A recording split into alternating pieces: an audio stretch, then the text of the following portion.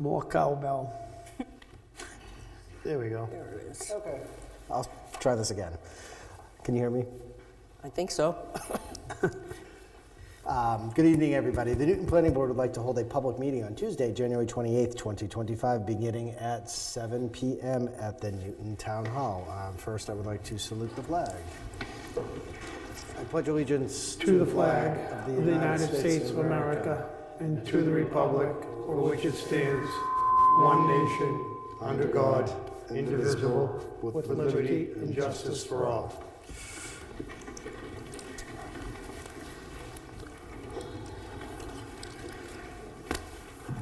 So the first item on the agenda, let's see, what do we have for quorum? We have everybody, so we don't have to appoint Mr. Gibbons. Ms. Burke is not here. Oh. Oh.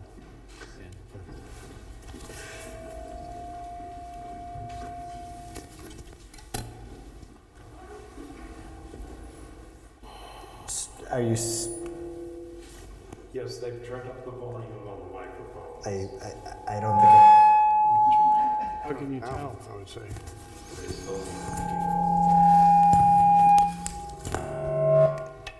I don't think I actually need the mic, but Do you? There you go. That the volume's up too high, that's all. Would you like to see? Sure. It's like you're in a steel drum.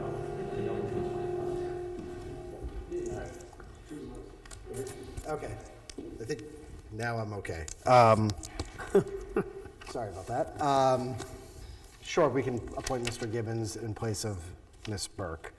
So the first item on the agenda tonight is 125 Development, New Hampshire Corporation of Plaistow, New Hampshire, requests a public hearing for a change of use regarding Unit 1 in their 4-building site plan off South Main Street in Newton, New Hampshire. The property is referenced as tax map 14, block 1, lot 27-3. Jen, do you have any comments on this? Yep, just a couple of things to be aware of. And so the site plan that they're asking for the change of use with this is in the midst of getting recorded, which is the final step for it to be a finalized plan. So this change of use, that just needs to get recorded and then it will be fine, but just so the board's aware, the applicant's aware, you can't get an occupancy permit until it's recorded. The other thing is I had a few comments regarding the two uses being proposed to go in, just to ask basically for a little bit more elaboration with the change of use, but the application is complete. I do think that I'll have a few questions for the two uses, but that can happen when they present. Thank you. Hopefully your microphone is okay. I'm afraid to get too close. I think it's just the volume's up too high. You ready? Yep. Okay, I'm Roy Tilsley, attorney for 125 Development Corp.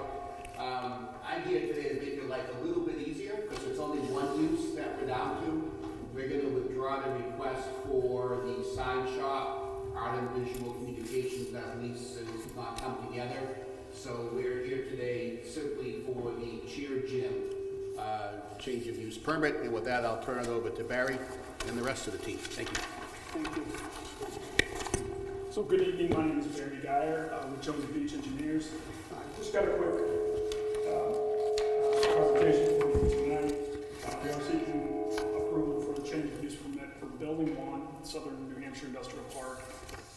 The building will have two end users. We're here tonight for Unit 2, which will occupy 9,473 square feet of the 15,750 square foot building. Unit 2 will be occupied by a behavioral elite, which will operate a gym for cheerleading. Expected occupancy will be approximately 15 employees and guests combined. The building has 21 designated spaces for passenger vehicles. We also, in the back of the building, it was designed to have truck parking as well, but 3/4 of the building won't need truck parking for this, so if there's a need for additional parking, there is some additional parking there, but we don't think there will be. The septic is designed for 21 employees, so this should not be an issue. And with that, we can take any questions that the board may have. That's my questions. Here, Jim, I was just wanting a little bit more detail about what kind of traffic you think they're generating. Are they having competitions there? Is it just for training purposes? Just a little more elaboration as to how it's going to be used. I'll let the people from the league come up and answer that. If you have anything for me before we get there, if you have anything else? All right. I do. It says, did you say 15 or 50 employees and? 1-5. Okay. That's employees and, That includes the cheer teams? sorry, say it again. So that's employees and cheerleaders or cheer teams? And parents, right? And parents. And parents, onlookers, competitions? So I'll let her. Why don't we let her speak on it? And just before you get up there,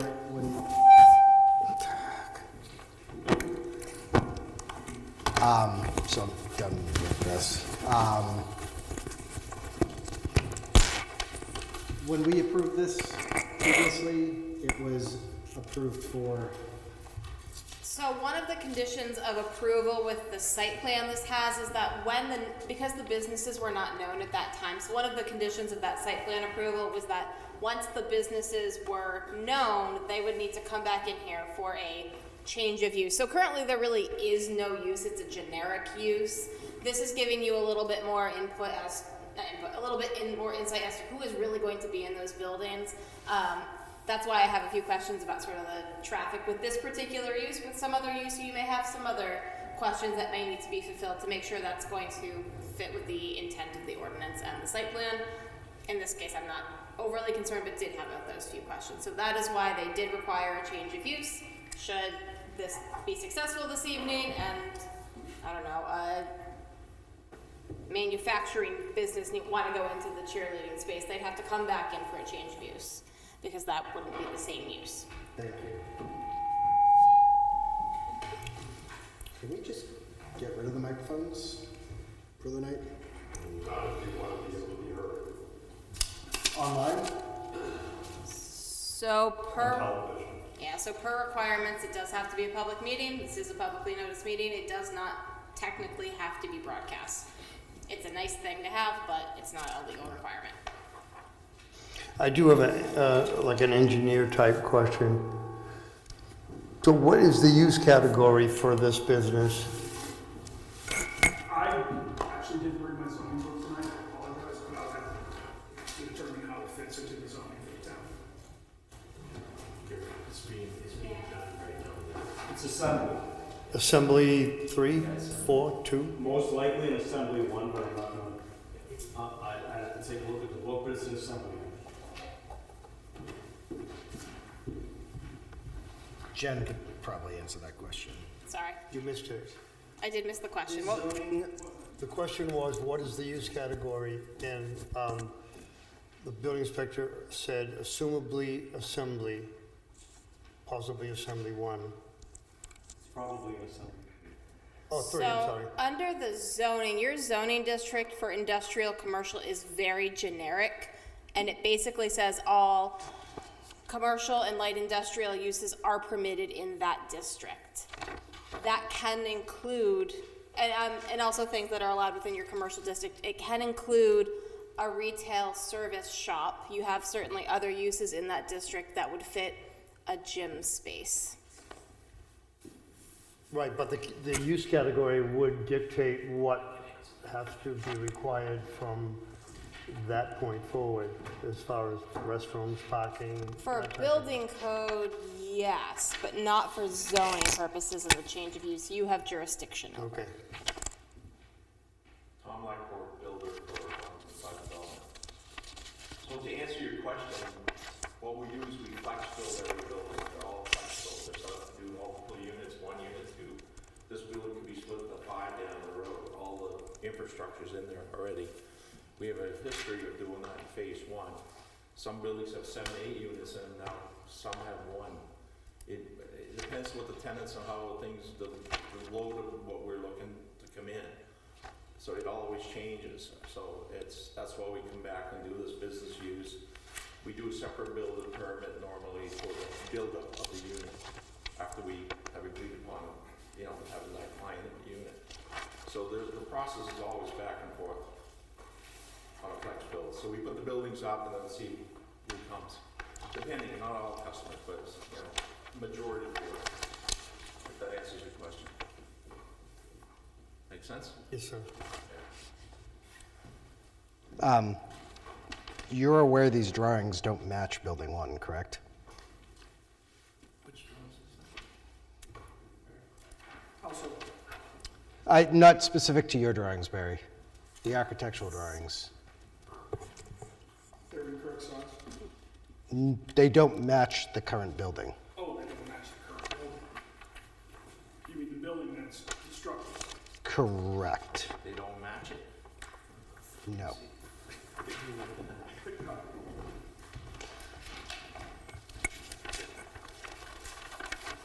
The loading docks and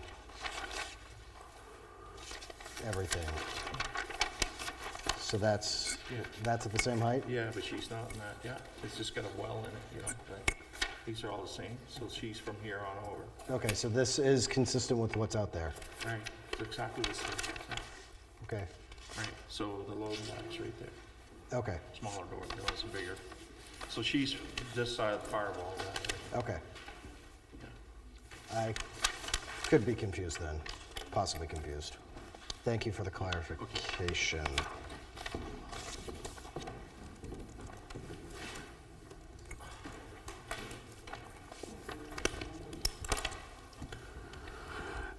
You good, Mr. Chair? Yes. Any questions for me? I'm Ye- going to chair. Sure, if you could give a quick overview of what you're proposing. Sounds like a cheerleading. Yep, so we've been at 7 Puzzle Lane since May of 2023, and we have about 140 registered athletes that come in from every day of the week. There's at least 30 kids that come in to the gym, and we have 11 employees currently. So I don't see that growing substantially yet until possibly summer. It is our goal, what we wanted to create this year, but we were still in 7 Puzzle. We were trying to move over for a long period of time. Our goal is to have summer programming, after-school programming, senior programming, so we have, be able to be a place for town to utilize our space as well. We've been part of the community and been doing some community events to make sure that we're getting out there and sharing what we do with the community. We love meeting, we love being here. My parents love it. I have a couple of parents that showed up tonight. They love being here. We've been able to reach some different kids that didn't have access to something like this. And so what they do when they come in, we're just training them. Think of like a dance school or gymnastics center. We hold no competitions. I don't know if that kind of got misconstrued and got into the atmosphere, but we don't have any live competitions. We travel to Texas, to Florida, to Myrtle Beach. We travel with the kids, and we compete in Providence, Worcester. So there's no competitions, there's no large assembly at our unit. It's training. So we do all the training there, and then we compete elsewhere. So hopefully that can clear up some confusion that might have happened. Go ahead. So I didn't want to accuse, I just was asking so that we would have a sense of parking and traffic, so. Live entertainment being thrown around before. I was like, I can't wait to get in front of them. No, we're not live entertainment. Okay.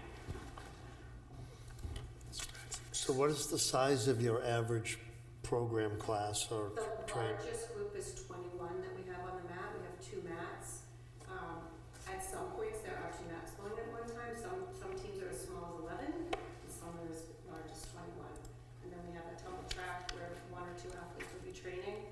It's probably too big for what we want right now, but we have grown so fast since coming to Newton that I don't want to be stuck in the same situation that I'm in right now. I'm turning away children. I'm turning away programs. I'm losing revenue every single month that I'm waiting to get in there. So I really need to get in there, and I know as soon as we get in there, we're going to be growing and being able to offer so much more to the community than just cheerleading. And we want to have some fun programs for toddlers and mom and tots groups and things like that. So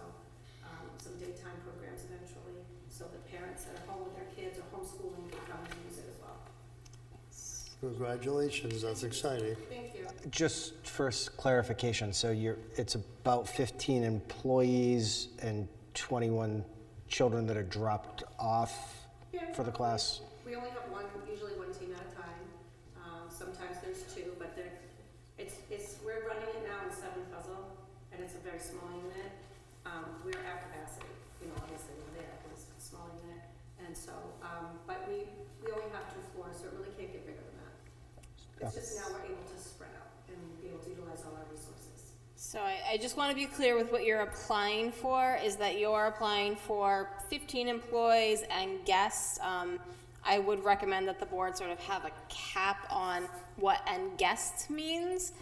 I would. That's our parents. No, I understand what your intention is, but just so that the approval can cover what you are currently doing and what you hope to do, because if you expand beyond any approval you get tonight, you'd have to come back. Okay. So just trying to make sure that what you're asking for, it really is what you're seeking to do is.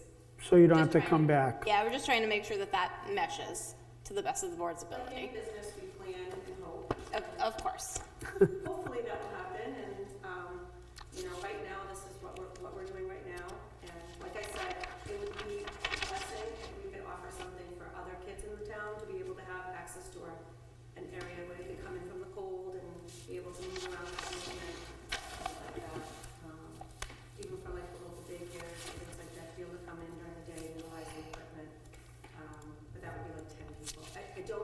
I don't foresee our numbers getting much bigger, but just that our services would be able to be increased, which I put in my application, the timing that would cover that. So, Do you have an idea of what hours you're expecting to be occupying the building? Yes, on the application, I Says put right in, it's mostly we are there from like 3 to 9 right now. 3 to 9. Like I said, I would like to be able to offer, when we get bigger, some daytime programming for senior citizens or parents with young children. I also would like to offer, we do work on Saturdays and Sundays, and I think I have 8 in the morning to 9 p.m. The reason we have to do that is some of our older kids, they come in much after school sports, and they come in and they get picked up about 8:45 to 9 p.m. We don't usually ever go past 9 p.m. Okay. So 8 a.m. to 9 p.m. is what you're looking for. Inspector has his hand up. Sam, if you did, I asked a question. I do want to say we have gotten pretty far without you guys taking jurisdiction. You may want to do that before we continue beyond this. Motion to accept jurisdiction. Seconded.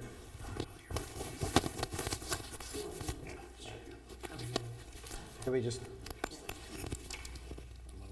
Yeah, I know you're. Ms. White? Aye. Mr. Ryan? Aye. Mr. Marshall? Aye. Mr. Christus? Aye. Mr. Eddy? Aye. And Mr. Moran? Aye. It's unanimous. Sam, I know you have a time crunch, if you want to. Not a big time crunch, now's a good time for me. Sure, if you want to just, you had a couple comments. So, Sam Zanini, the building inspector. Just a couple of quick thoughts or comments, or maybe some concerns, I don't know, but the applicant mentioned roughly 50 to 60 occupants, 40 to 60 occupants. I did speak to the architect of record on this job Friday and then again today. He did state that that's the anticipated, he's gonna go with the anticipated occupant load. It was close to somewhere around 60, which works for what they have there at the building. The real occupant load of the building, calculating square footage in the use, is like, can accommodate, I think it was like to like 160 to 180 people, so you certainly have room to grow, which is a great thing. But for now, if you're approving like everyone says, I would recommend approving it for, say, like up to 60 occupants, including, students, staff, and parents, just occupants, 60 occupants, because what they have there now in the building can accommodate that. Once you start to expand, you start having to make building upgrades such as larger toilet room facilities, you might have to, do different type of mechanical ventilation, so the building code will trigger, that'll trigger the building code, and there'll be additional requirements. So, I have a question. What's the occupancy with the fire department? Do they have a maximum occupancy for that? it would be the same with the building code. The same, okay. I mean, there'll be a designed, life safety plan as far as egress and, you know, how many egresses you need and all that, but. Okay. But they're working with the fire chief, I'm working with them, so it should not be an issue. Thank you. But I would definitely recommend that, you know, just on occupancy. The other thing I wanted to, I guess it's a question or a concern, because I deal with more, and it also would affect future parking space, designated parking spaces. If they do grow, it would affect accessible parking spaces for people with physical disabilities. They would need additional spaces. So that's my recommendation. The other thing is question about, I deal mostly with the building, but as far as the site goes, I don't see, the parking lot doesn't seem to be illuminated. I know there's some illumination like outside of the little doors, but the parking lot itself and the walkway. The parking lot is illuminated. We're waiting for 2 new lights right now because of residents neighboring in Howard Lane. We're keeping them off on their behalf right now till we get a better dark shading. Yeah. But the Yeah. parking lot lighting is usually handled here. So Yeah. I don't know if you're gonna have that discussion, but I just wanted to bring it up, that's all, because I didn't notice anything. They're already on the building. That's We just fine. turn them Whatever, off. I just- Yeah, we turn them off for, actually, for the family sitting right here, so. Yeah, that's fine. Yeah, then we'll get the dark We've shade. had discussions about That's those, correct. Sam, Yeah. about them making sure that the lights go down and that they don't show out for the Yeah, neighbors. so that has nothing to do with me. Yeah. It's just that it's It something is- that needs to be discussed, because obviously you don't want someone getting Right. hurt out there. The So lighting is in the lighting plan. was approved as part of the site plan approval process. Perfect. I'm done, I think, for now. Hey, we Thank you. appreciate your input, Sam, thank you. Do you need anything else from me? Are you happy with that cap at 60? I mean, if that's what it has to be, that's fine. If you find yourself growing, you can just come back here and hopefully, you know, Yeah. the impact will be minimum, but we could just I don't address it mind, then. that's fine. And 60 would be at any one given point. I mean, you could end up with like 100 people during the course of the day, you know what I mean, at different times. Yeah. So the 60 is just at one particular point in time. Yeah, our employees are usually never there all at the same time, and the kids are That- never there. at the right. same time, so. Did you have something, Jen? Yeah, it is important that you approve it for some type of occupant load. Only Right. because it matters how the building, the components inside the building, it matters. Right. Because it could change. So I have to know, the building department has to know what we're gonna require based on what you're approving. Right, that's why we said to her, we'll set it at 60, like you recommended, and then, Well, that's what the architect Right. is gonna use, Design criteria, yeah, yeah, for now. yeah. so we'll set it at that then. It looked like there was no showers, just bathrooms. Yeah, just two single occupant toilet rooms, yeah. Are there any more questions from the board? I'm good. I have just one other question. Were you planning to have a sign on the building? Not yet, Okay. financial reasons. There are some sign requirements in that district that Sam can assist with, but if there are questions. So when and if there is a time that we would like to get something on the building, we would work with the landlord and then come here? You would work Or- with landlord and building department. Okay. You wouldn't have to come to see us, they would be able to help you out with all that. I do have one question. Barbara? Come in here. Go. Okay. Yeah. I was reading the note, site note 18 on here, and I'm a little confused, so that maybe you can answer my question. You built building 1. When you go to build building 2, you will be going to the building department and getting a foundation permit and a building permit and getting all the approvals for everything that has to be done in that building. Is that correct? Correct. And the same for building 3 and 4?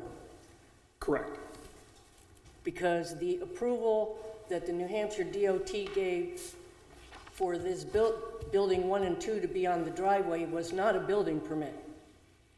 It's just their approval that you can drive on their driveway across their, Yeah, that we can connect to the state highway. they will be going through the building department. Okay. Yes. Thank you. Yes, ma'am.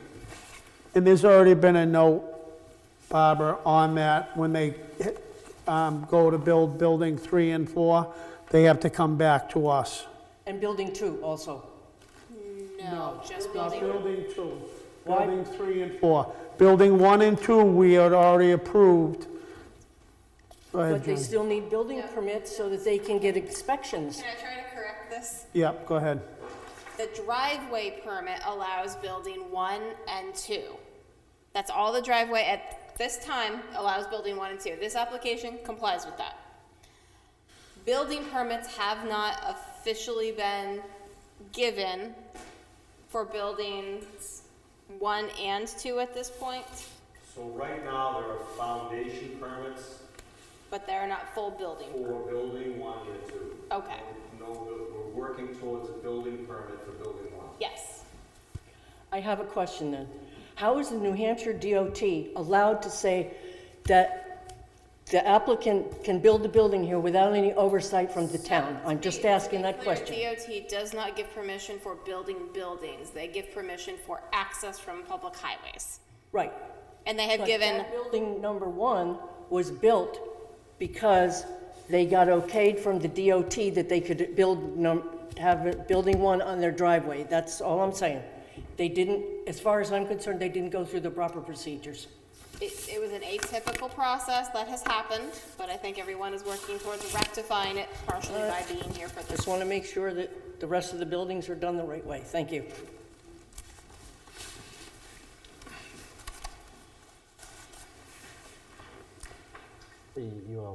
You good, Barbara? I'm sorry? You all set? Yes, I'm fine. Okay. Thank you. I guess at this point, I'd like to open up to public comment or concerns or questions. If anybody has comments specific to the application of, sorry, you cheer, what was your entity?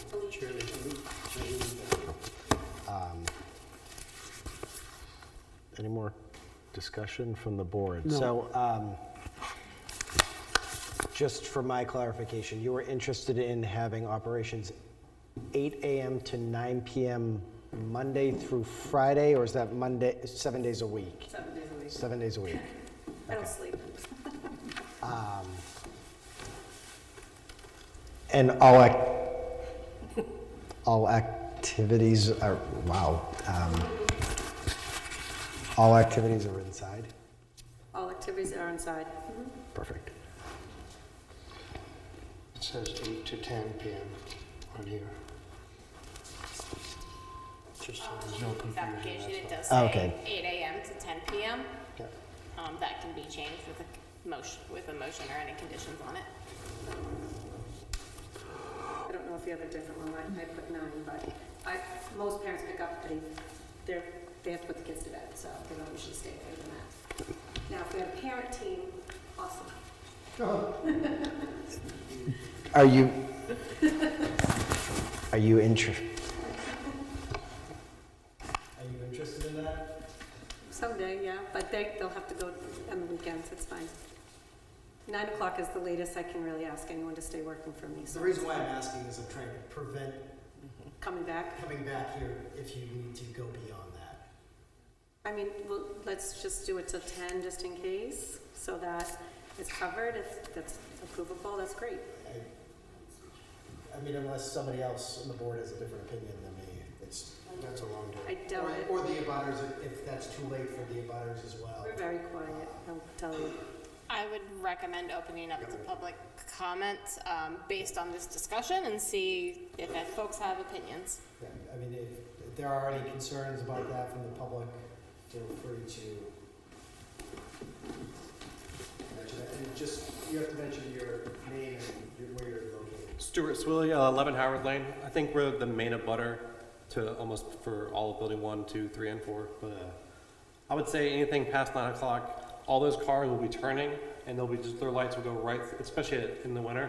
They're gonna go right through the forest, the little bit of like 4 trees, and they're gonna go right to our house, and that's like all our bedrooms on that side of the house. So they're just gonna come right in and shine through us. So just You might prefer earlier. yeah, we're fine with 9 o'clock. We usually go to bed around 9 o'clock anyway. So, but anything later than that, I feel like it's just gonna be a disturbance for us. Okay.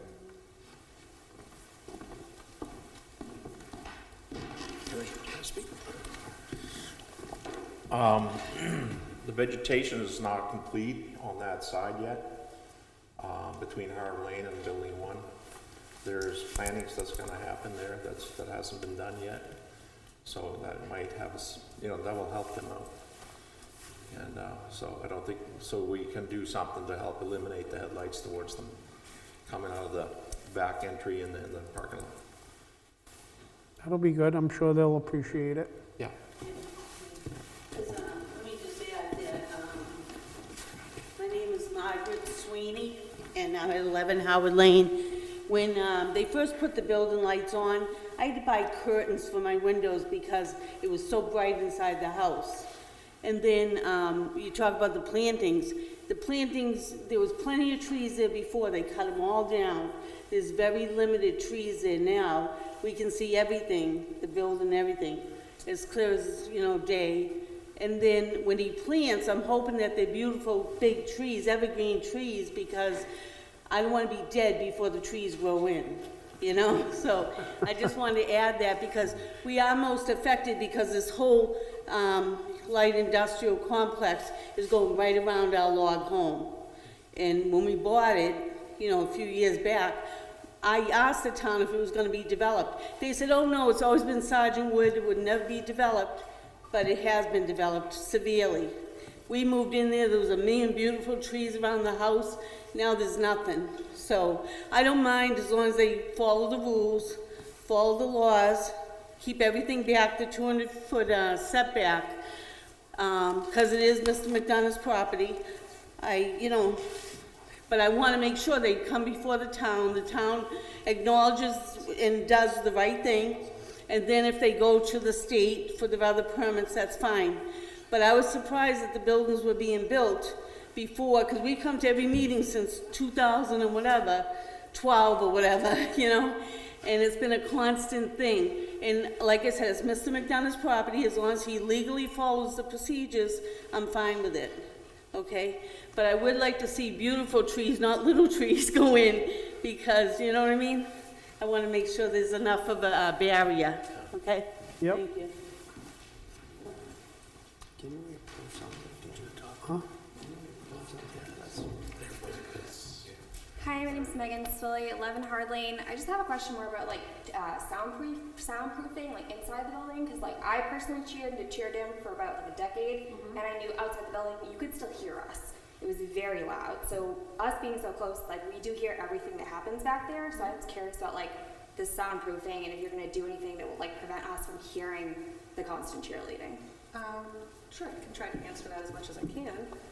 We have not had one complaint since we've started May 2023. We have some really fun neighbors that are behind us, and they come over and will see us. They have horses and whatnot. You probably can't hear very much at all. We don't have it very loud in there. I'm 51 years old. I don't like loud music either. And I'm probably going pretty deaf from having done it all my life. But if you ever have an issue, you just come knock on the door. I do not mind at all. because we might not know that sound travels to you and it's bothering you, and all you have to do is tell us and we'll put a cap on it. But we line the walls with banners, and like all their championship banners, we put the padding and it has all that wonderful insulation in it, and then we have a beautiful 9-panel banner that goes along the side that faces Howard Lane. So we are insulating the sound and reverberating the sound waves. I don't think it will be that much. I haven't had any complaints yet, but if anyone there, if you're ever having an issue, you just come knock on the door, we'll take care of it. We're very accessible, so, and I'm always there every night, so. So just for the board, whenever there's sound that's going to be clearly inside, some conditions can be, no open doors. Well, I need to have open doors in the summer for ventilation. There's during the day, there's not a lot of music. It's not like loud music or anything. The kids just need to have air flowing through the building while they're exercising. The other opportunity is to have a condition that no volume being basically audible outside of the building. That is a hard provision to enforce, but it helps keep it so that the neighbors, the 200 feet away, shouldn't be able to hear music. We've never had a problem. We've had our doors wide open. We've never, even all the tenants, even the car wash next door to us has never complained. And when I'm making these suggestions, it's not because of any issue expected. It's just to help to mitigate potential impacts. The kids need to be able to have air when they're working out. It's for their health and safety. I have to have some ventilation. Did you say that the neighbors behind you, when they like to come over and watch you guys work out? No, they don't. They just, when we see them walking dogs or they come by, everyone's very pleasant and very accommodating. We haven't had any issues at all. I have a question for you, ma'am. You said you're behind where they work out now? Is that what you said? No, we're 11 Hard Lane. I'm just saying, like, my experience, because I was a cheerleader for a decade and I did my own cheer gym, you would hear us cheerleaders, like, outside, and, like, you could hear us, like, from the parking lot. Like, if you're sitting around, you could hear the cheerleaders, like, shouting, doing our calls, stuff like that. Inside the building, with the doors open and closed? We don't cheer. We're just mainly, it's a competitive, so we don't there's no screaming, there's no cheers. You still make calls, like you still count and stuff. Oh, yeah. Yeah. That's about it. We don't do any cheers, loud calling of cheers and things like that. It's a different type. It's like a dance school. What you would have as a dance school. I know there was a cheer gym there from, my daughter started there when she was 3 years old. There was a cheer gym there before. We've had a couple cheer gyms on Puzzle Lane before. So there's no air conditioning in this building? Usually you don't have them up in the Northeast. No cheer gym really has them. Sam?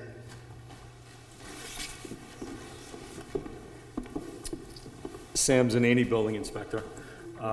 So there's a minimum building code requirement anyways that's going to require mechanical ventilation in there. And again, that's why the occupant load matters, because it's based on occupants in per 1,000 square feet when doing the calculation. So there will be a requirement of, a minimum requirement of a certain amount of mechanical ventilation in the building, which is a good thing. We added two large, I don't know if you saw them when you were in, we The heaters? personally added, the big fans for ventilation. Okay. I haven't seen it. Oh, but okay. We added those so that we would have excess ventilation, but we like to, pop the garage doors open in the summer when it's really 100 degrees outside. Right. Yeah. That's not up to, that's fine. It works, but that's not up to me. But there will be, I don't know if that helps or not, but there's going to be a requirement anyway. Air exchanger. Yeah. ERVs, probably a couple of them, depending upon. Right. Okay? I don't know. Yep. Nope, thank you, Stan.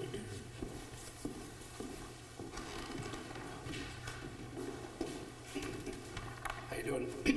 Chris Lucio, I live in Newton, but I'm a cheer dad. My daughter is her second year with the league, and it's been nothing but wonderful. Just to address some of the noise issues, we drop the kids off. Sometimes we stay for a few minutes and talk. we sit in the lobby in Puzzle Lane. It's 10 feet away from where they're working out, and you can't hear I want to know. I want to know if my daughter's getting yelled at, behaving, not listening. You can't hear anything, really.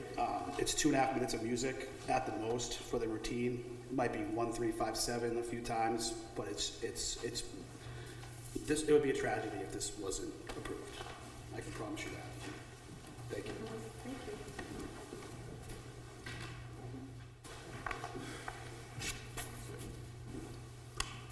Any more comments from the public? Is there anybody on the line? I haven't seen anybody with their hand up, but Any more questions on the board?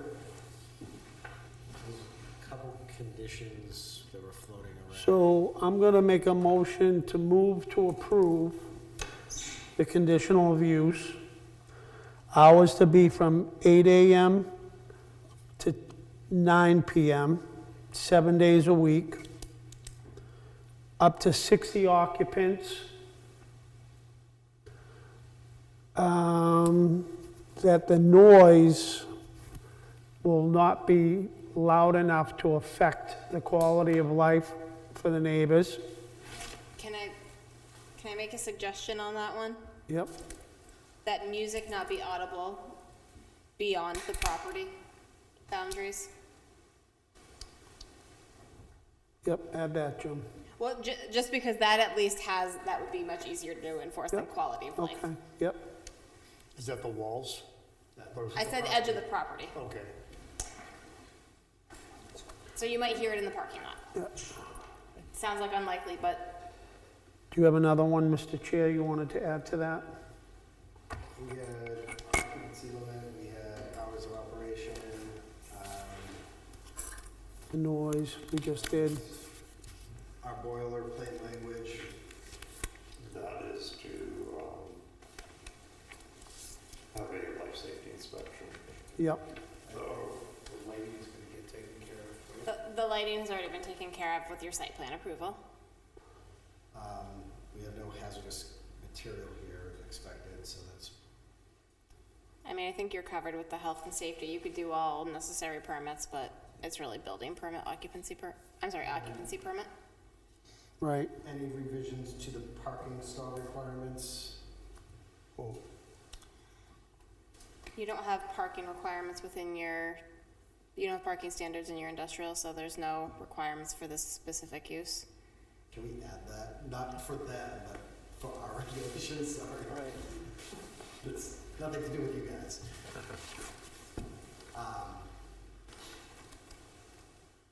Can we add a condition that says like adequate parking shall be provided? You certainly can add that. I do think given the site, there is already adequate parking. It would really be for any additional future uses that I think that will really come up, potentially. My only potential concern is lack, I know there's 2 ADA spaces there, I think there's 2. It's just if there's 3, isn't it? There's 2, right? and then any conditional build-out requirements will be done. That's part of the life safety requirements that they So get. that would come under the OP. Yeah, that would be the occupancy permit. And regarding the life safety, I made note that earlier, it was mentioned that they would have a life safety plan that they're working on with the fire department. Yeah, the fire, That may be because of the age of he's working with the fire department and Sam working together with them. so rather than having a life safety inspection, you can say life safety plan on file with the fire department. Right. That works. I'll second that motion. Well, we can't tell the fire department how they should address this. No, We're not telling them your they condition is the life safety requirement. Right, but what if they want to inspect it, they can. Not just a plan, they can. No, he's saying that they'll have it on file Oh, once they oh, make it. Yeah, of course, yeah. So we have the motion, we have a second by Barbara.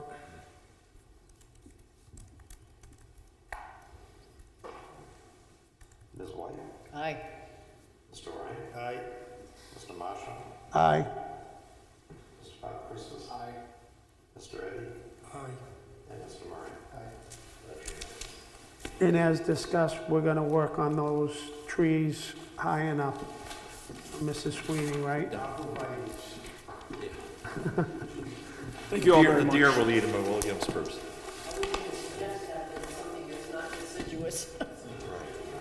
There's trees on the plan. The planning board already has it. But it's not not the time of year to do it yet. So before you leave, I have a question, Jen. Yes. So the new Mylars, right, are here? No, we picked them up. We're already working on them. Okay, so you picked them up? They already has them. So I wanted to, well, Jen's here.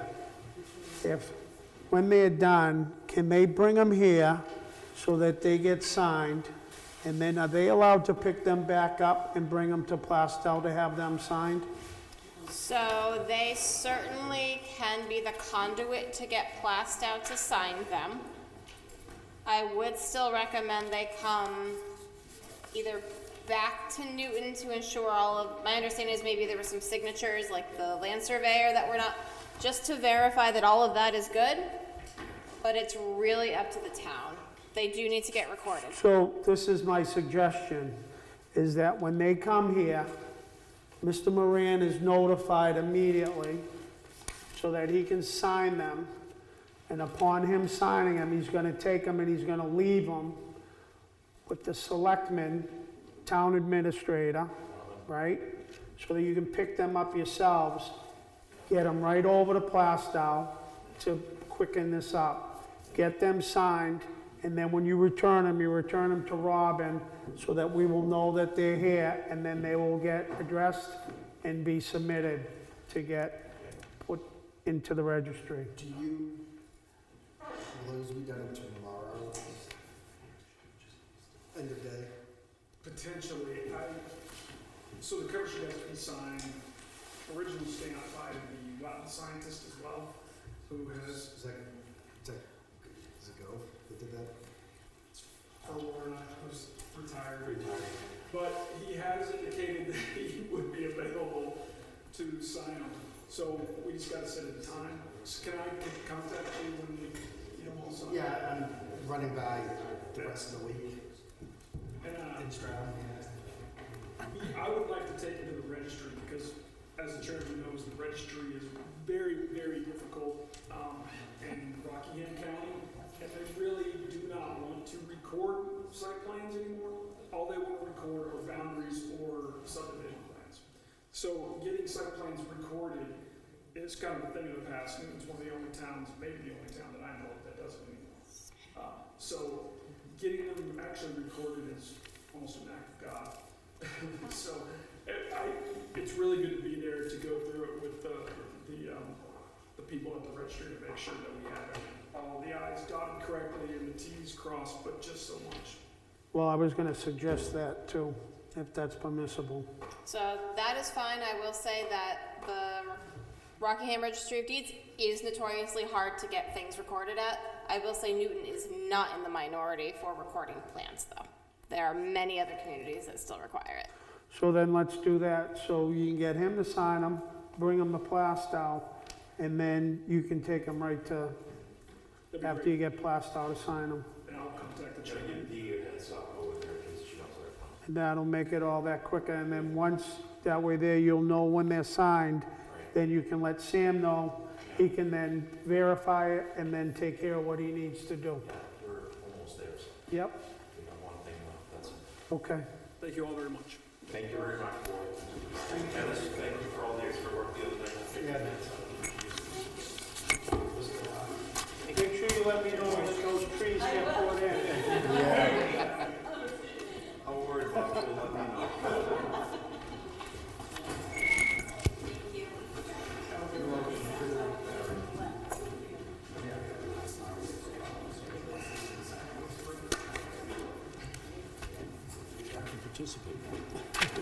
Good luck with your business, and I hope everything goes well for you. We're not that close to the water. We did get the notice to sell.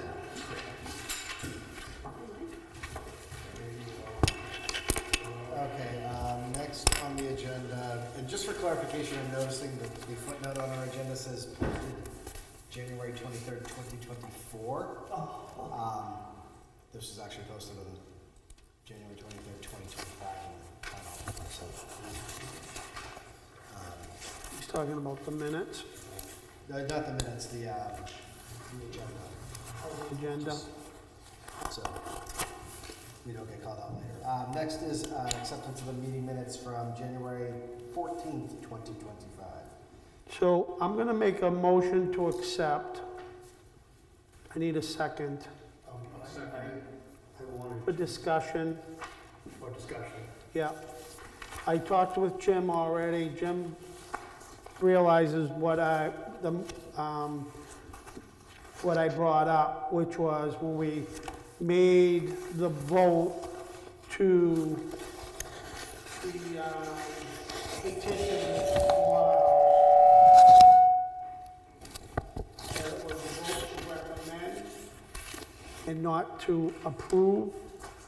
So my one condition is that that wording be changed to the effect that the vote was to recommend and not that we passed it, only for the knowledge of the citizens, if they see that, and there's no confusion about what the vote was actually for. That's the only thing I have about the minutes.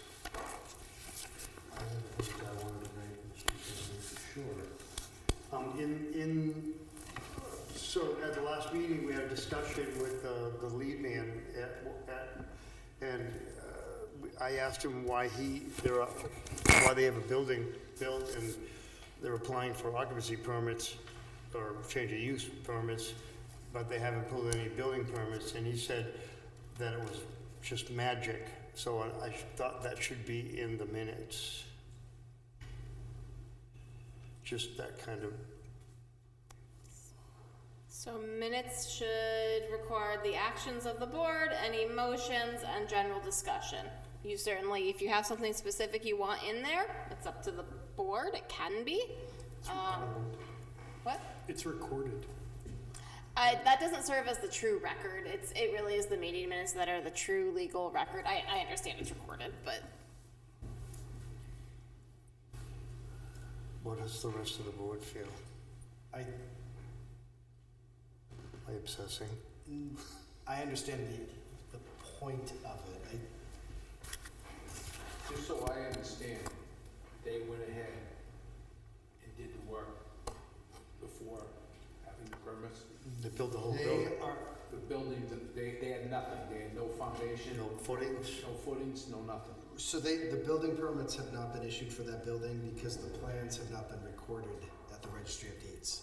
So I signed the plans 2 weeks ago. They did not meet the requirements of the Rockingham County Registry of Deeds. So they're making edits to the drawings now. I will probably sign them tomorrow or Thursday, depending on how fast. Then the town of Plaistow has to sign them, then they have to be recorded, and then building permits can be issued. So yes, there was. So the contractor built the buildings with no inspections, no nothing. Correct. Backfilled. That's why I asked the question that I asked, and I would like what I asked to be put in the minutes too, that he is going to get building permits for number 3 and number 4. I would like that in the minutes. So I'm just gonna offer this, so I think everyone is at least clear about sort of what has transpired. If you were to go seek a corrective action, a code enforcement action, to bring them into compliance with any zoning, they would be doing exactly what they are doing right now and seeking retroactive approvals. Because that action is taking place, and I understand everybody's concern, I would recommend you not have any further discussion as to what has been permitted, when it was permitted. When they come to you, you address what they are coming to you for. It's too late. The planning board is not code enforcement. In other words, we're going to keep letting them do it wrong. Okay, just so I have that straight. That is not what I'm saying. I'm saying the planning board should make decisions over which it has jurisdiction and enforcement. Okay. Yeah.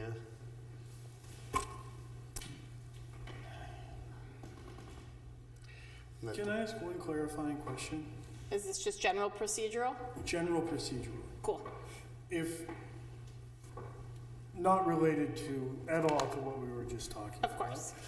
If a developer has shown essentially bad faith with working in Newton,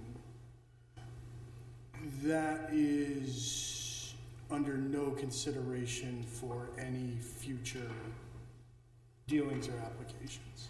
I will say that you always have to treat applications and people coming before you with any application following the regulations that you have before you.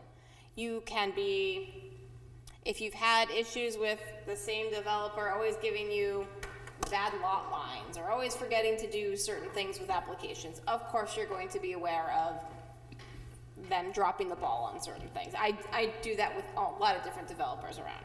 Right. You cannot hold them to a different standard than you would any other applicant, however. No, we haven't. I'm not. We haven't, yes, okay. I will say just part of the question about recording of applications. Recording of applications, the reason I always push with any community I work with to require that as a requirement, and Newton has for a very long time, that you record site plans and subdivisions, is because the planning board's only, I'll say, enforcement action that you can do when an application, you have gone through the approval process, is revoking a site plan or a subdivision approval. In the 13 years I've been doing this with the 27 different towns I work with, I've never seen someone revoke a site plan that has actually gone forth. It's a very low likelihood thing to do, but if you don't record the site plan or the subdivision, the planning board cannot revoke an approval. And that is a last-ditch effort when things have truly gone awry. I'm not giving you, this is not me giving legal advice in any way, shape, or form for any application, but that's just procedurally and legally what the planning board can do and what you can't do. So that's why the recording is very important. So I have a general question. A contractor has been issued a stop work order because of maybe not pulling permits or doing stuff wrong or whatever, and they proceed anyway. Now, that has nothing to do with any planning board practice, I will say that. okay. That is purely a code enforcement and ultimately select And I was board gonna say, the matter. selectmen are the enforcement people in this town. And there are some things with state agencies. So we just have to but hyper-focus on what's in our purview, basically. yes, that is my strong advice. I get that.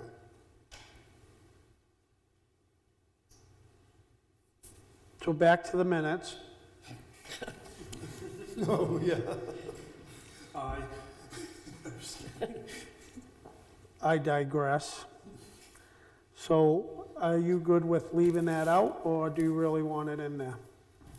Well, I guess I would accept that explanation, and just let it get handled at the inspectional services end of things, but the belligerents, I thought, should be recorded, but. How you handle your minutes is up to you, but I mean, the other area, it's happened in front of this board, is if there's a sale of the building, is the other place that comes up. often that can lead to issues coming to light, yes. Yep. If you put it in the minutes. No, it has nothing to do with minutes, it's Oh. having documents recorded, and they deviate, the recorded document is Oh, different gotcha, than yeah, what yeah, is yeah. Because that's the other risk, yeah. out there in real life. All right, I withdraw. I just mine. have a question for you. The plan that the Mylar that you're going to sign, is that the Mylar of this here? It is not the Mylar for the, I'll say, this is probably the wrong word. No, but I mean, is it this plan that we just got? It is the site plan, there's a site plan for the location of the buildings, the driveway, and the landscaping plan specifically. The reason why we recorded the landscaping plan, there's two reasons. We have two bonds for this project. To make sure it's done? Site plan, and then the other is for the landscaping, I think it was $15,000. They have like the longevity too. They have to replace if it Yeah, there's Yeah, okay. I think a 2-year requirement for that, to replace and replant any plants in there. So that way, it allows the planning board, or anybody, I should say, it's a document that says there's, I'm gonna pick a number, I think it was 72 trees, but, the developer shall plant 72 trees, and there's a $15,000 bond in there, that way we can release the bond, Right. and. And if they die, they're supposed to replace them within 2 years or whatever, yeah, okay. And that way, it's a recorded document that we can look back on, that is public record and there forever, so if there's not 72 trees there, I don't know why I have 72 in my head, but I'm pretty sure it's 72. Okay. But, it's always there. So the planning board doesn't Okay. sign structurals or architectural plans and things like that? Newton does not. Other communities, like, Portsmouth, New Hampshire, they basically require, if there's like 40 sheets, You sign them all? sign them all. Newton, if you wanted to, could require that every sheet be signed by the chair. Not every sheet can be recorded, Right, but every sheet technically can be signed. yes. But really, it is covered by having the main sheets get signed. And I'm sure the inspections and stuff, or however that works with Sam. The inspections certainly get documented, or at least they should be getting documented. Yep. So Jim revoked his thing for the minutes. I will withdraw my comment. So there was just my one change. So now we had a first, we had a second, and we're ready to vote on it? Actually, you don't have a second yet. I second it. Yeah, he seconded it. That's why I said for discussion. Ms. White? Aye. Aye. Aye. Mr. Gibbons? Aye. Dr. Christmas? Aye. Mr. Eddy? Aye. Mr. Moran? Aye. Next is approval of the NPREA Manifest for,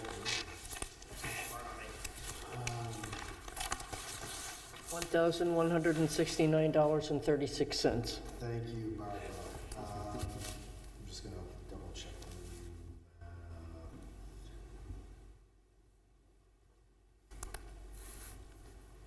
I think it's right. Yes. Well, the cents add up, so. Do you need a motion? We do. I'll motion to approve that. Second. For discussion, I wanted to ask a question about that, and I probably might have overlooked it, and you've done it before.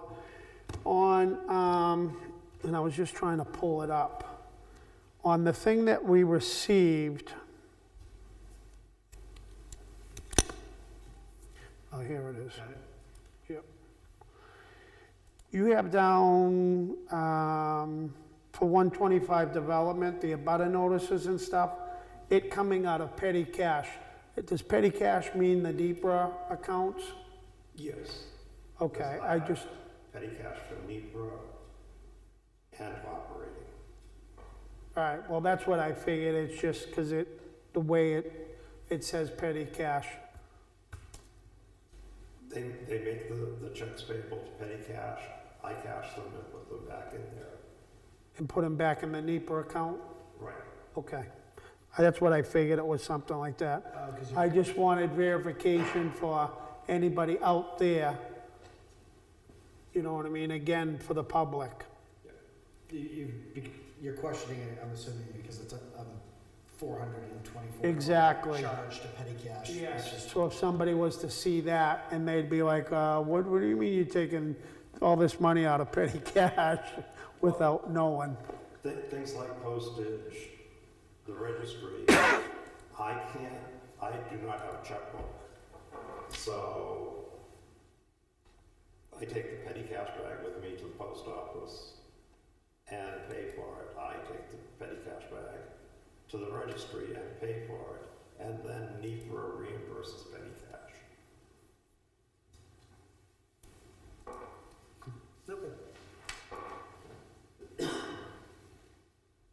Ms. White? Aye. Mr. Ryan? Aye. Mr. Marshall? Aye. Mr. Gibbons? Aye. Mr. Papakristos? Aye. Mr. Eddy, Aye. and Mr. Moran. Aye. And Ms. Robin asked me to put another on there. I just wanted to let the board know that I was contacted by your select board chair, about a week and a half ago, because I guess there were some questions at a select board meeting, regarding some of the language of the zoning ordinance on the draft warrant language that's on the website for the town right now for zoning regulations. I took a quick look, and he asked if some additional detail could be given as to what just the questions on the ballot, the zoning ordinances you guys have already put forth. So I've given some suggestions that provide a little bit more detail as to some of those zoning questions and the context with them.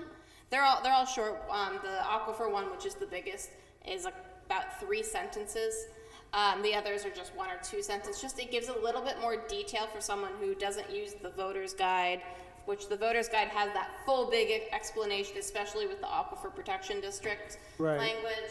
So if you see that online, that language is going to get expanded for what it will be the actual warrant and the voter guide. I think it's just not up online yet. I'm not quite sure where that is at this point, but the aquifer information has been online the entire time we've been doing this process. It just isn't right now up on what is the warrant language. So I just wanted you to know that I had that discussion. I think, Bob, that you had brought it up at some point or had a discussion with Dan. We felt with a better explanation that it would, like Jen was saying, it would inform the voters, so when they look at it and they would be assured of what they were voting for, rather than if they look at it and they're not sure and say, well, if I don't know what it is, I'm gonna vote no.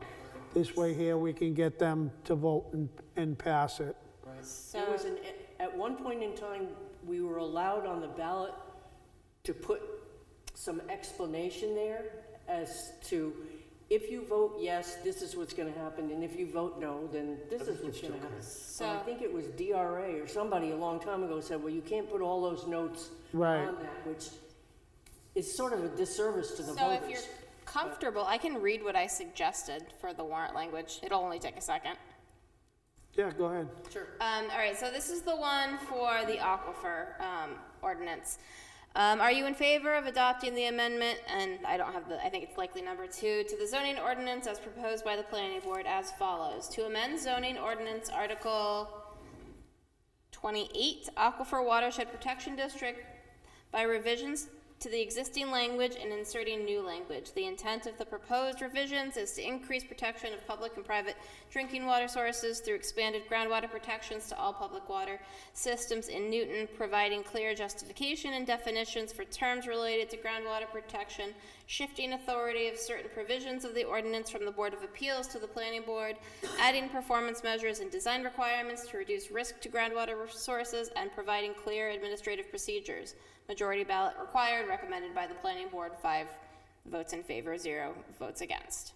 So it is kind of a mouthful when I just sort of ramble it, but it is intended to provide a little more context.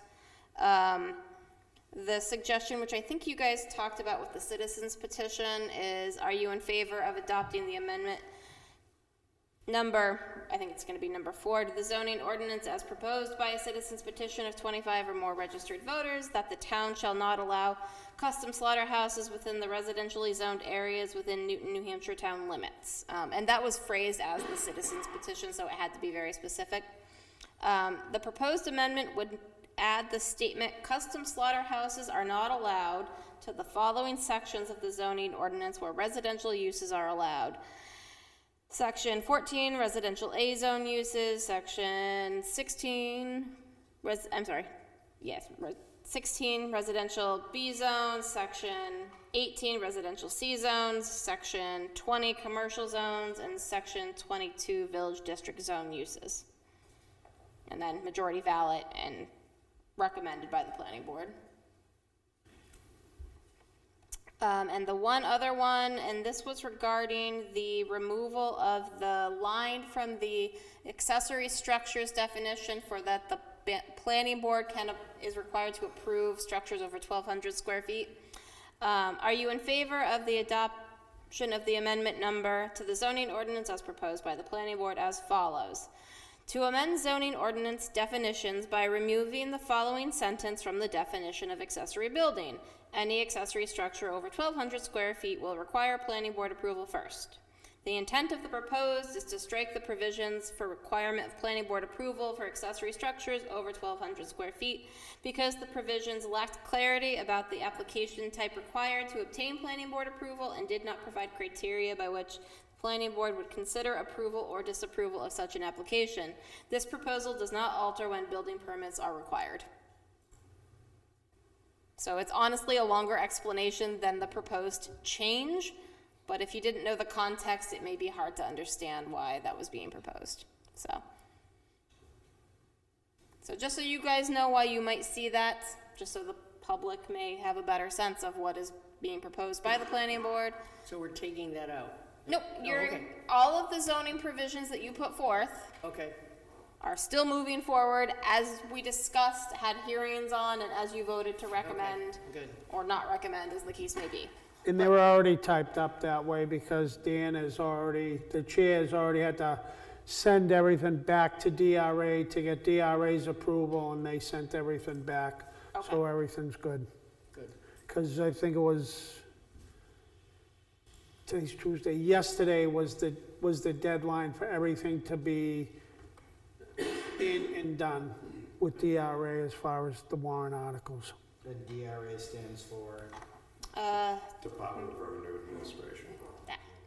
and it's who basically proofreads or provides guidance on the warrant article language, Yeah, so we don't get ourselves in The trouble. language has to be written in a very specific form according to state law. Right.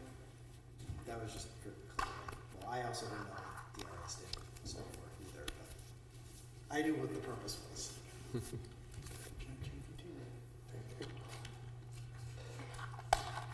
Anything else? Nope. I get something real quick. I spoke with Dave Walker at the meetings for the transportation, the Rockingham, what do we call it? Rockingham Planning? Planning Commission. There we go. Just about some of the intersections and improvements on 108. Dave's very knowledgeable. There's funds out there that, I guess if you want to call them emergency improvements, if you think an intersection is a perfect example is the one I've been talking to him about is New Boston Road. People just, they just, when they're heading north, they just fly straight through the intersection on New Boston to head to up New Boston Road, not even looking the other way, and it's completely blind. But that's just an example. So they have Route 108 is actually in their radar for long-term planning, but they just ranked. Actually, the next meeting that's going to come out 1 to like 40 as far as certain the way they grade them and stuff, and that from the Plaistow Haverhill line to Dover is like 18th out of like 40. So as far as, I don't know how that works as far as getting funding and stuff, but at least it's on their radar to make improvements. But it looks like we can do some, right now he's gonna look into improving, even if it's anything, creating a 3-way stop sign with flashing lights and red light, something to warn people at that intersection. The other one is Peasley Crossing. Bad, yeah. Yeah, where it's a blind corner. corner right there, that situation, and even getting rid of the passing zones from Plaistow, actually from the 125 development. Those houses, there's a bunch of houses that are all new in that area and that weren't there. So the speed limit's 40, knocking the speed limit down and getting rid of the passing, just things like that. So he's looking into, and that gentleman that was here, that his property gets flooded all the time. By Gale Village Road? Yeah, Jim, you remember the new... Amesbury, the on new Amesbury Road, right next No, to the new it. development, the 50 acre development, the 10-lot subdivision that they're planning on building. There's an abutter that was saying that there's a culvert across 108 that's basically failed, and it floods his property all the time when it rains. They have funds for emergency funds to do repairs like that, so he's looking into that also for us. forget the gentleman's name, you told me who it was. Mr. Spencer. There we go.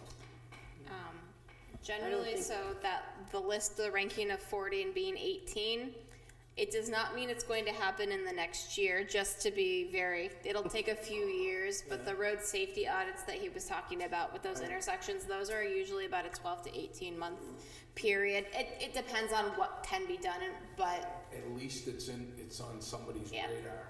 And we've had some good intersections, it might just be a flashing stop sign, it might just be some small configuration changes, but it does make a difference, so. So you were saying just like Rose Corner is gonna be a four-way stop now, or, Yeah. Something to that effect where people are just not flying through it.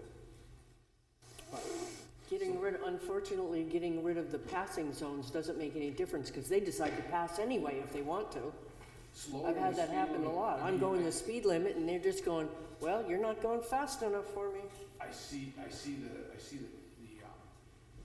police all the time down on Puzzle Lane and stuff like that, and they pull people over all the time, but they're only there, it's not like they can stay there all the time, too. I guess I was unaware that Rose Corner went out to Yep. bid. It may not have gone out to bid yet, but it's up Yeah, there. it went out. Yeah. All right. Continental Paving's has the project. Oh, did it? Yeah, Went out to bid October 24th. Yep. yeah, because you brought that up before you told us. Yeah, I actually saw it on DOT's list that they got it, there's only a couple of bidders, which is good, at least so that should be starting, I'm sure when the weather breaks, they're gonna start that. Bob, have you heard anything more from the state about what they're gonna do at the corner by Rose? Because they were supposed to put a light in there or something? Where? Originally, we're gonna put a traffic circle. That's what we just talked Yeah, about. that's, It's gonna Are be they a four-way actually gonna- stop yeah. section. So they're doing away with the islands. They're gonna make it's a four-way stop sign. They're gonna open it up a little bit better on the corners, for the trucks to be able to, as they come down and then make the turns and stuff. Same scenario there, it's gonna keep people that are heading south on 108 to blow straight through and go, they don't have the right of way. Right. But they just go right Oh, straight yeah, through on they do, they do that. It's like if you live around here and you know how that works, then it's good, but if it's somebody else, they have no idea what you're doing. You got your blinker on, how come you're not turning? Yeah. Oh, good. Good. I could claim to be Is close. it ever gonna happen? It was on the 10-year plan and then extended. It's been 10 years. Huh? It's been 10 years, maybe 12 More years. than 10 years. Maybe. I had a very Good. close call there, same thing, I was just about ready to go, Good, I like that. and all of a sudden, it's right in front of me, I'm like, So, That's it, things are happening. You know, you add 2 minutes more to your travel because you have to stop at the stop sign, that's it. Good. I mean, it was the selectmen, I don't even know if you were selectmen then when it got changed from, DOT was pushing a Traffic circle. My understanding, somebody can correct me if I'm wrong, the Board of Selectmen pushed for a four-way stop. I think the DOT too also, I'll say TOO, looked at it as, when they were looking at it to be a rotary, then they started to think about the traffic coming this way, heading south, and they were afraid that that traffic would occupy too much of the rotary later in the day with everybody coming home, so that it would jam up the rest of the intersections trying to get into the rotary. And that's why they figured, they came to the consensus that a four-way would be the smarter way to do I it. think it makes more sense because, you know, it's not like a big truck can go around that rotary. Any of the trucks that go Exactly. down Bear Hill, Amesbury Road, they go down Pond and have to go around the other way. Yeah. That's why the New Hampshire DOT takes care of parts of those roads. There's probably not enough room without cutting into people's yards either. Well, no, they have to take that whole corner off. I mean, even, that was 2.2 million just to make that The four-way stop is like 40% cheaper, I think. Yep. That's why. I think once they finally start that, we should probably have some police people out there to watch because people are not gonna pay attention. You know how that is. Oh, yeah, they'll have flaggers and stuff out there I hope when they're so. doing it. You're talking about after when it's done? Oh, when it's all completed? Yeah. Oh, yeah. The Newton Police, as Pap said, have been doing an outstanding job making their presence noticed up and down 108 in all the different areas for the people that are speeding and getting out of control. And that's the whole thing, when it's 40, everybody's doing 50. Right. You know, so It should probably be on that one road where I keep reading that there's you know, you drop it kids down to 35, flying all over the place. It's 25 there. But Yeah. That's all you can do. Or people think that the speed limit signs are suggested. Yeah, Just pretty much. a right on red, right on red or right on stop sign is just a Yeah, there you suggestion. go. You don't have to stop all the way. Everyone just drives down the middle of the road. All right. Motion to adjourn.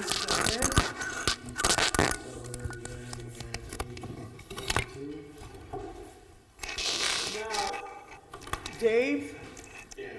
Dan? Yeah. You're running, right?